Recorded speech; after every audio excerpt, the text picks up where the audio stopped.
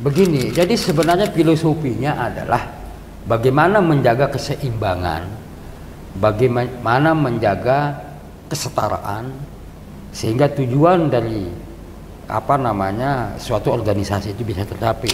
Dan saya melihat peran Unisar ini sangat penting di Provinsi Nusa Tenggara Barat ini, saya melihat. Artinya banyak jebolan-jebolannya, alumni-alumninya yang berperan langsung di dunia pembangunan, khususnya di Provinsi NTB ini. Ini loh kiprahnya kami di masyarakat. Yang jelas, selaku alumni, kami memiliki tanggung jawab untuk menjaga integritas dari alma mater.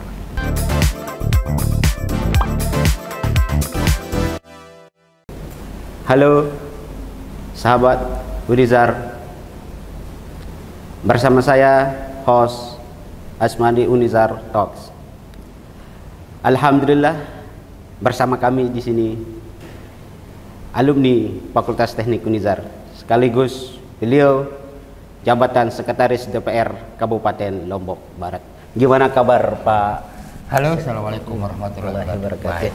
Sedikit di sini, Pak Sekretaris, mohon diceritakan nanti sedikit tentang masa kuliah Bapak di Unizar dulu, apa jurusan yang Bapak ambil dan kenangan yang paling berkesan seperti itu, mohon diceritakan, Pak Sekwan.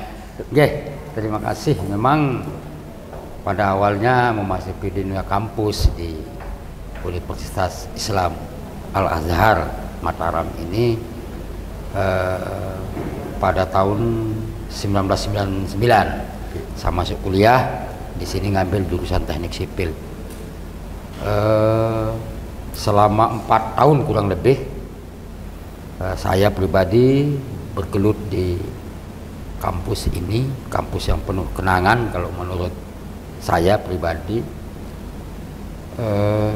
sehingga saya lulus pada tahun 2003 akhir, ingat 2003. Saya ya, jadi itu saya lulus di kampus ini. Dan alhamdulillah yang saya rasakan dari bimbingan-bimbingan para dosen kami, yang ada juga yang saya kenal, ada juga yang memang dari pengajar-pengajar murni dosen. Ya. Di samping juga yang saya tahu, beliau-beliau ini juga banyak berkiprah di dunia konsultan, ya, konstruksi dan lain sebagainya, sesuai dengan memang apa yang kami dapat pengajaran dari beliau-beliau itu. Oke. Kembali, Pak, apa yang mendorong Bapak memilih Unizar sebagai tempat menimba ilmu dulu? Apakah ada peran dosen atau lingkungan kampus yang membentuk karakter Bapak saat ini seperti itu, Pak? Jadi begini, memang kami pada waktu kuliah itu tidak mahasiswa murni. Jadi kita berstatus sebagai PNS pada waktu itu, sehingga dari informasi yang kita terima, yang bisa mengakomodir keinginan untuk kita bisa kuliah adalah di Unizar, karena mengacu kepada jam kerja yang tidak terganggu. Ya. Karena pada waktu itu kami masuk jam 7:30, aktif sebagai seorang PNS, ya. Pulang jam 2 siang, sehingga kuliahnya jam 4 sore. Jadi sangat-sangat relevan sekali dengan waktu kerja kami, ya, dengan waktu kuliah yang diterapkan oleh Unizar pada waktu itu. Sehingga itulah yang mendorong kami untuk memilih Unizar. Oke, setelah lulus dari Unizar, bagaimana perjalanan karir Bapak hingga akhir dipercaya sebagai sekretaris DPR Lombok Barat seperti itu, mohon? Oh gitu. Jadi memang ini kalau kita berbicara sampai di puncak yang sekarang ini memang penuh proses. Jadi lika-liku di dunia birokrasi ini. Yeah. Gitu. Jadi begitu selesai, kami penyesuaian tahun 2025 itu, sehingga kami sempat dipindah ke Kabupaten Baru, yaitu Kabupaten Lombok Utara. Ya. Tahun 2008 ingat kami, saya dipindah ke sana, dan alhamdulillah karena mungkin birokrasi baru pada waktu terbentuknya Kabupaten Lombok Utara, dari sana kami mulai karir kami naik, gitu. Sehingga terakhir jabatan pada waktu itu adalah Kepala Bidang energi sumber daya manusia di PU ESDM Kabupaten Lombok Utara. Nah, dan akhirnya kami pindah ke Disperkim, Dinas Perumahan dan Pemukiman Provinsi NTB. Beberapa bulan di sana kami diminta kembali oleh Bupati Lombok Barat pada waktu itu Haji Fauzan Halid, pindah ke Lombok Barat dan dilantik menjadi Kepala Bidang Perdagangan pada waktu itu. Beberapa bulan kemudian kami dipercayakan menjadi camat di Batu Layar pada tahun 2019 sampai 2021. Nah, dari camat saya dipercaya menjadi Kepala Badan Kepegawaian Daerah Kabupaten Lombok Barat. Nah, setelahnya kami dipercaya kembali menjadi Kepala Bakes Bangpol Kabupaten Lombok Barat. Selanjutnya dipercaya lagi menjadi Kepala BPBD Kabupaten Lombok Barat. Sehingga pada akhirnya kami dipercaya menjadi Sekretaris Dewan Kabupaten Lombok Barat hingga saat ini. Luar biasa ini karir Pak Sahrudin ini selaku alumni teknik ini. Sekarang ini apa saja tantangan yang paling berat yang saat Bapak mulai karir yang di pemerintahan dan bagaimana Bapak mengatasinya seperti itu, Pak? Begini, jadi sebenarnya filosofinya adalah bagaimana menjaga keseimbangan, bagaimana menjaga kesetaraan sehingga tujuan dari suatu organisasi itu bisa tercapai. Demikian pula hanya kalau kami akan analogikan ke pembangunan. Ya. Jadi pembangunan itu adalah bagaimana menseimbangkan semua elemen unsur-unsur bangunan itu hingga menjadi sebuah kekuatan. Ya. Kan itu filosofinya. Ya. Dan demikian pula yang kami terapkan di pembangunan.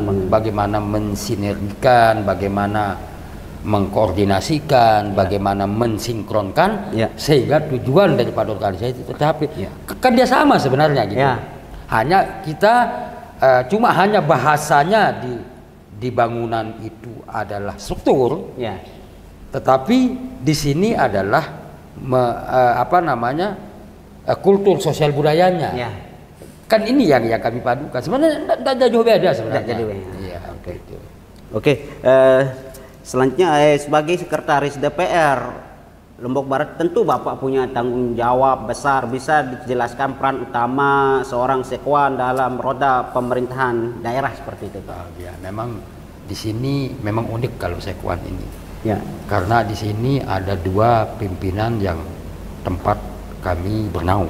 Ya. Satu adalah di Sekretaris Daerah, di Pak Bupati melalui Sekretaris Daerah. Di pihak lain kami di Ketua Dewan. Secara kolektif kolegial ada 4 kami punya ketua di sana. Kembali lagi kami katakan bahwa semua itu bermuara kepada bagaimana komunikasi sehingga terbentuk keseimbangan itu.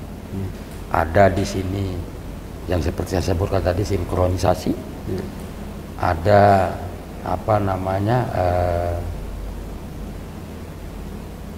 sinkronisasi, koordinasi, dan sinergitas. Nah, ini harus kami bangun dengan tentu komunikasi yang baik. Itu intinya. Sehingga apa yang menjadi tanggung jawab di Sekretariat DPR dengan tujuan eksekutif dalam hal ini adalah pemerintah, bupati dan jajaran ini bisa sinkronisasi. Balan apa yang menjadi tujuan pembangunan di Kabupaten Lombok Barat. Itulah yang kami perankan. Oke, Pak Sekwan, bagaimana Bapak menjaga integritas dan profesionalisme dalam birokrasi terutama di era digital dan transparansi seperti sekarang ini? Baik, terima kasih. Jadi kalau berkaitan dengan itu kita kan punya regulasi. Ada batasan-batasan yang memang mengatur kami di sana. Inilah yang kami jaga, baik dari sisi hubungan dengan Dewan maupun hubungan dengan sekretariat di eksekutif, di di Pak Bupati beserta jajaran yang lain. Nah, di samping juga komunikasi saya bangun dengan teman-teman pergerakan masyarakat pada umumnya ini tetap kembali kepada komunikasi yang baik. Nah, itu adanya itu. Oke, pertanyaan selanjutnya, bagaimana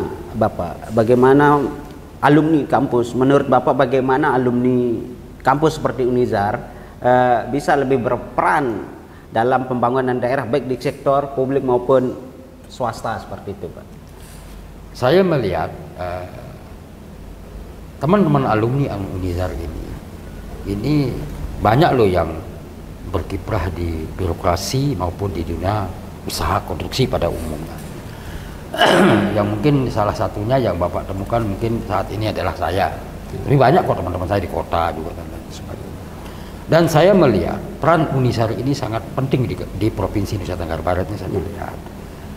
Artinya banyak jebolan-jebolannya, alumni-alumninya yang berperan langsung di dunia pembangunan khususnya di Provinsi NTB ini. Saya melihat itu loh. Dan dengan kiprahnya masing-masing, dengan profesinya masing-masing gitu loh. Dan tidak kalah jauh dengan universitas ternama di Provinsi NTB ini. Unizar ini sangat luar biasa kalau menurut kami. Dan tenggat waktu dari kelulusan kami sampai sekarang, potret Unizar ini saya melihat perubahannya sangat luar biasa. Sangat luar biasa saya melihat. Nah, gitu loh, jauh dengan dunia kami pada waktu itu.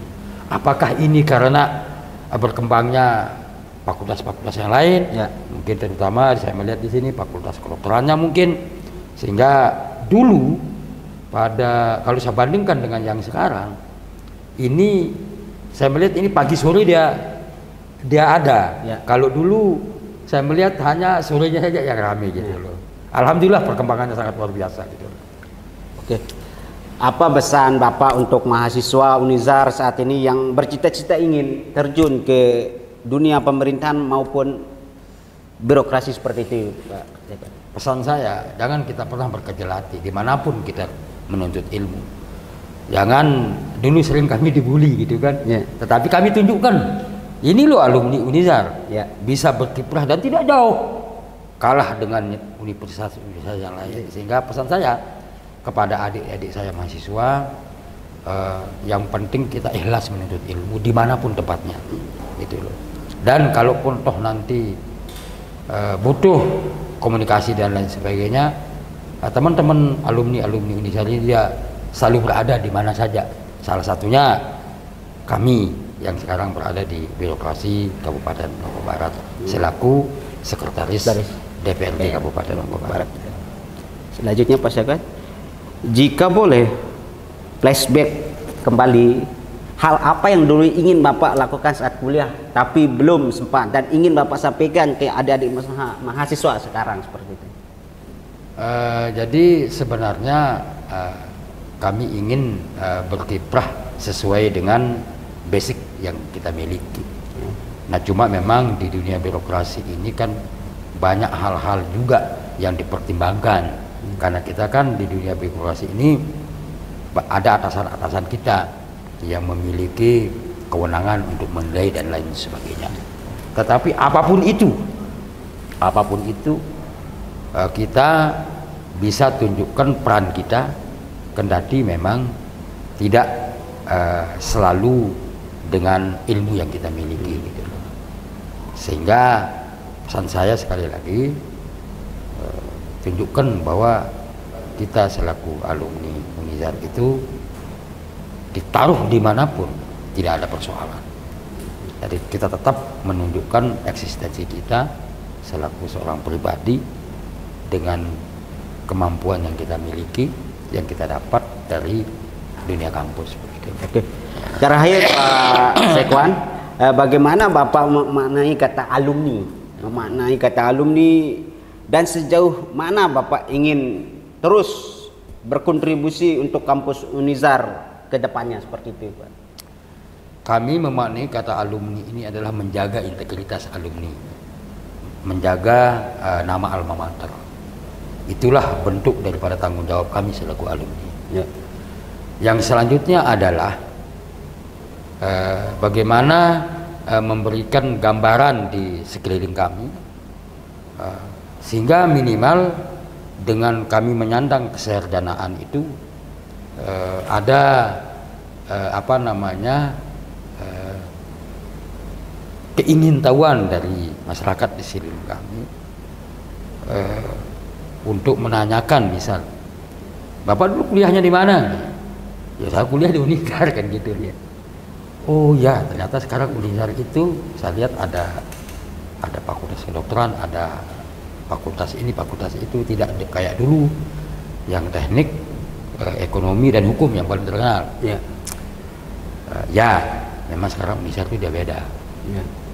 Manajemennya sekarang sudah beda, dan sekarang ini kami selaku alumni tahun 2000 pada waktu itu, 2000 awal itu, ini loh kiprahnya kami di masyarakat gitu. Yang jelas selaku alumni kami memiliki tanggung jawab untuk menjaga integritas dari alma mater.